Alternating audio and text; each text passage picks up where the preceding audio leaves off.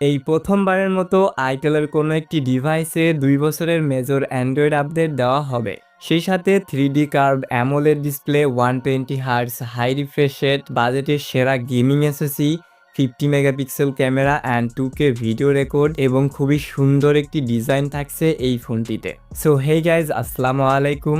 Itel launch করতে চলেছে তাদের এস সিরিজের দুটি নতুন স্মার্টফোন S25 অ্যান্ড 25 আলট্রা, যেখানে এই সমস্ত ফিচারগুলো অ্যাভেলেবেল থাকবে। তাই আজকের ভিডিওতে আমরা পরিবারের বড় সদস্য S25 আলট্রা সম্পর্কে বিস্তারিতভাবে কথা বলবো। ফোনটার প্রাইস, লঞ্চ ডেট এবং ফোনটা আপনার জন্য কেমন হতে পারে সেটি জানতে লাইক অ্যান্ড সাবস্ক্রাইব করে পুরো ভিডিওটার সাথেই থাকুন। তো চলুন শুরু করা যাক আজকের এই ইন্টারেস্টিং ভিডিও।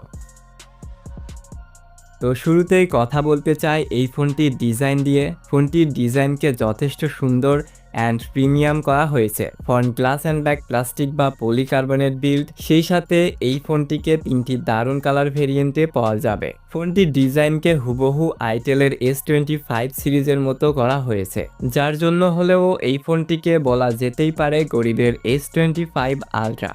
পোর্টস অ্যান্ড বাটনগুলো একদমই ঠিকঠাক পজিশন অনুযায়ী রয়েছে, তবে দুঃখজনক হলেও সত্যি যে এই ফোনটিতে ব্যবহার করা হয়নি কোনো স্টেরিও স্পিকার। এছাড়াও সিকিউরিটিতে রয়েছে ইন ডিসপ্লে ফিঙ্গারপ্রিন্ট স্ক্যানার, যেটিও বেশ ফাস্ট অ্যান্ড অ্যাকুরেট। তো ফোনটার ডিজাইন আপনার কাছে কেমন লেগেছে তা কমেন্ট করে অবশ্যই জানাতে পারেন। তবে ফোনটার ডিসপ্লে সেকশনে রয়েছে 6.78 ইঞ্চের একটা 3D কার্ভ অ্যামোলেড প্যানেল, যার resolution obviously full HD plus. And শুরুতে যেমনটা বলছিলাম, এইখানে থাকছে 120 হার্টজ হাই রিফ্রেশ রেট। এই ডিসপ্লেটার পিক্সেল ডেন্সিটি হচ্ছে 393 পিপিআই। চিন বেজেলসকে একদমই ন্যারো রাখার চেষ্টা করেছে আইটেল, যার জন্য ডিসপ্লেটিকে দেখতে খুবই সুন্দর লাগছে। একই সাথে ডিসপ্লেতে রয়েছে 1400 নিট পিক ব্রাইটনেস, যার ফলে ইনডোর অ্যান্ড আউটডোর উভয় কন্ডিশনে কোনো প্রকার স্ট্রাগল করা লাগবে না। সেই সাথে প্রোটেকশনে রয়েছে কর্নিং গরিলা গ্লাসের 7i ভার্সন, এবং এই একই প্রোটেক্টরকে পিছনের সাইডেও ব্যবহার করা হয়েছে, যার জন্য ফোনটি যথেষ্ট শক্তপোক্ত। তো আমার মতে ফোনটার ডিসপ্লে সেকশন এক কথায় অসাধারণ ছিল।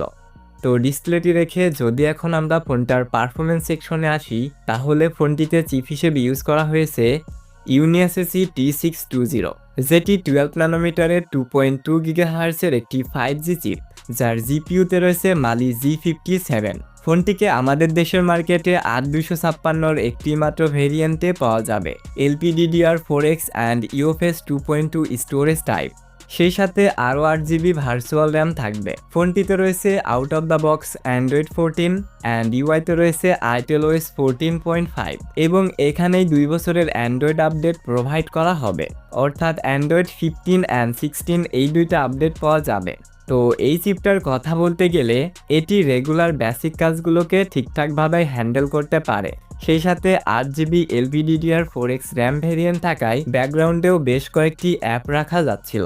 এছাড়াও ফোনটার গেমিং পারফরমেন্সের কথা যদি বলি, তাহলে পাবজিতে সর্বোচ্চ HD graphics and high frame রেটে গেম প্লে করা যাবে, তবে কিছুটা ল্যাগ অ্যান্ড ফ্রেম ড্রপের দেখাও পাবেন, বিশেষ করে অ্যাকশন মোমেন্টগুলোতে একটু বেশি ফিল করবেন।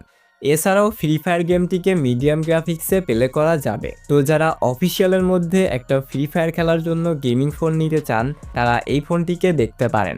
তো পারফরমেন্স রেখে যদি এখন আমরা ফোনটার ক্যামেরা সেকশনে আসি, তাহলে রিয়ারের দিকে লক্ষ্য করলে মনে হবে এখানে কোয়াড ক্যামেরা সেটআপ রয়েছে, বাট এইখানে শুধুমাত্র ডুয়েল ক্যামেরা সেটআপকেই দেখতে পাবেন। সেই সাথে একটি এলইডি ফ্ল্যাশ লাইট এবং একটি রিং লাইট রয়েছে, এবং ফ্রন্টে রয়েছে 32 মেগাপিক্সেলের একটি সেলফি ক্যামেরা। ফোনটি থেকে সর্বোচ্চ ভিডিও রেকর্ড করা যাবে 2K 30 FPS পার সেকেন্ডে।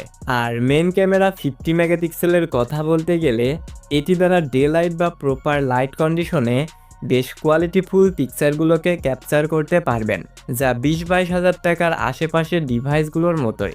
সেই সাথে ফোনটিতে দেওয়া হয়েছে 5000 mAh এর একটি ব্যাটারি প্লাস 18 ওয়াটের একটি চার্জার, যা দিয়ে বেসিক কাজগুলো করার সময় একদিনের মতো ব্যাটারি ব্যাকআপ পাওয়া যাবে, এবং হেভি ইউজের ক্ষেত্রে 7 থেকে 8 ঘন্টা মতো স্ক্রিন অন টাইমও পাওয়া যাবে। তো এখন কথা হচ্ছে এই ফোনটা কাদের জন্য। তো দেখুন, এই ফোনটার display, processor, camera, battery backup সব দিক দিয়েই আমার কাছে বেস্ট মনে হয়েছে। আর এই ফোনটিকে 8256 একটি মাত্র ভেরিয়েন্টে লঞ্চ করা হবে, যার অফিসিয়াল প্রাইস হতে পারে 21,990 টাকা এবং এই ফোনটিকে এই মাসের শেষের দিকে লঞ্চ করা হবে। তো এইটি ছিল আজকের ভিডিও। আই হোপ এই ভিডিওটি থেকে আপনি আইটেল S25 আলট্রা সম্পর্কে একটা ক্লিয়ার ধারণা পেয়েছেন। যদি ভিডিওটা একটুও কাজের মনে হয়ে থাকে তাহলে অবশ্যই একটি লাইক করবেন। চ্যানেলে নতুন দর্শক হলে চ্যানেলটিকে সাবস্ক্রাইব করতে পারেন। আর সম্পূর্ণ ভিডিওটা দেখার জন্য অসংখ্য ধন্যবাদ। Thanks for watching.